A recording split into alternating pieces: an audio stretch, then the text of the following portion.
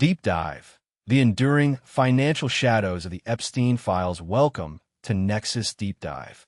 Today, we delve into a topic that transcends traditional market analysis, yet casts long, intricate shadows across the financial world: the enduring and expanding implications of the Epstein Files.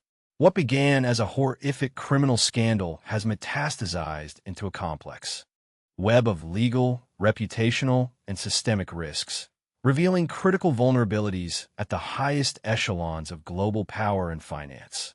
It's a narrative not about market fluctuations, but about the bedrock of trust, governance, and accountability that underpins every capital market.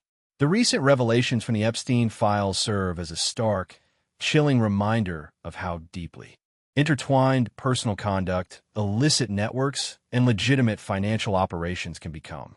One of the most immediate and tangible impacts we've observed is the severe blow to reputational capital within the financial industry. Consider Apollo Global Management, a titan in the private equity space. Its CEO, Marc Rowan, found himself in the unenviable position of needing to reassure clients, explicitly stating that the firm's leaders did not have a relationship with the disgraced financier, even as some employees, including Rowan himself, were named in the latest tranche of Justice Department documents. This isn't just about association. It's about the immediate and material cost of managing that association, of rebuilding trust, and of stemming potential client withdrawals or investor skepticism. For a firm whose very existence relies on the confidence of institutional investors, endowments, foundations, sovereign wealth funds, and pension funds, such an event triggers an urgent, expensive, and protracted risk management exercise. The price of proximity to such a scandal can be measured not just in legal fees, but in opportunity costs, in dampened fundraising efforts, and in the sheer bandwidth consumed by damage control. It underscores a fundamental truth in finance. Risk extends far beyond balance sheets and market volatility.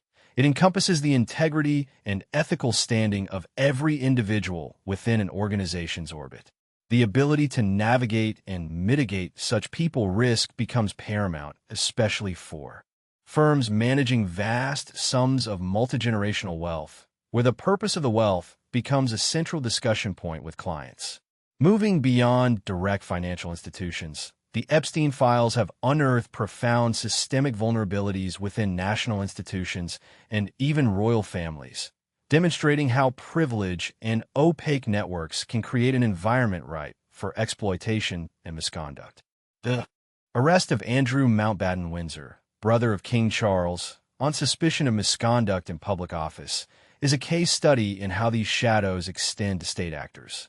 The allegation that he, as a UK trade envoy, may have passed sensitive government information to Jeffrey Epstein and his associates transforms a personal scandal into a matter of national security and economic integrity.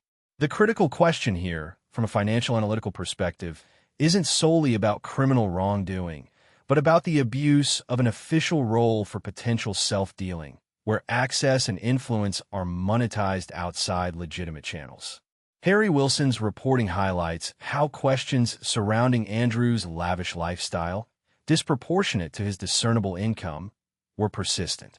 This kind of opacity, whether in a royal family or a corporate structure, breeds suspicion and erodes public trust.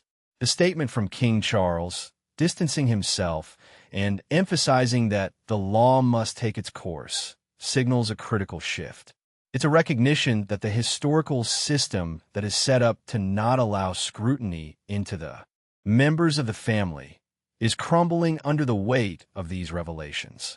For a country reliant on its global reputation, the prolonged scrutiny and the potential exposure of such unadvisable associations can have indirect but significant economic consequences, impacting everything from tourism to international diplomatic standing.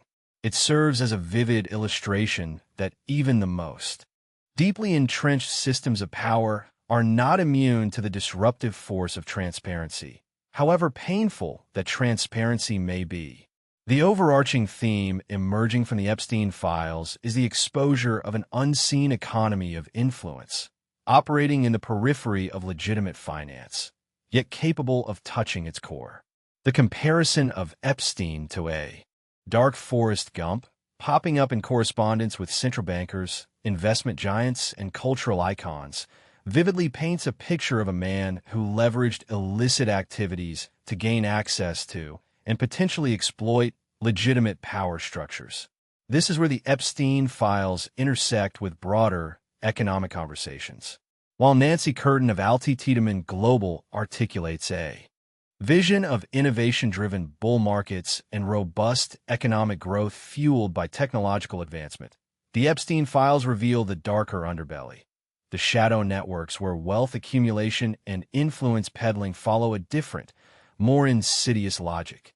The Met's fresh investigation into whether UK airports were used for trafficking, citing the US files, signifies an international and ongoing effort to unravel these complex operations. This prolonged process, with tens of millions of pages of potential evidence still to be combed through, assures us that the fallout will not be a fleeting event.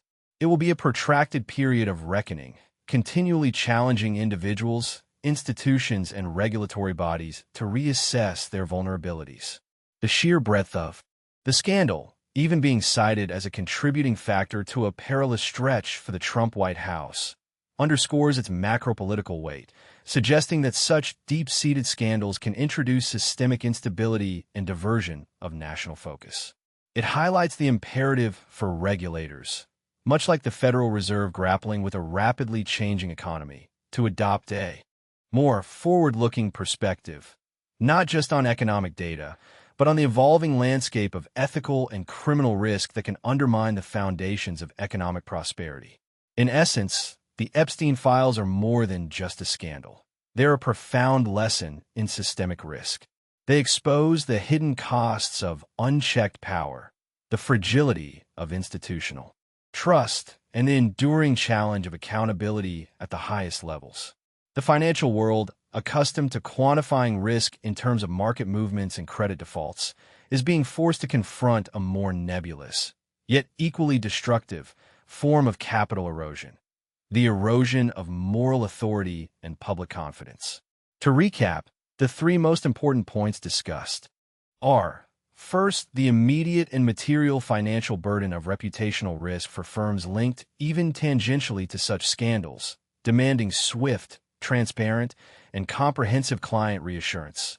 Second, the profound systemic vulnerabilities exposed in how power and privilege within national institutions and even royal families can be abused for personal gain, eroding public trust and necessitating a reevaluation of governance structures.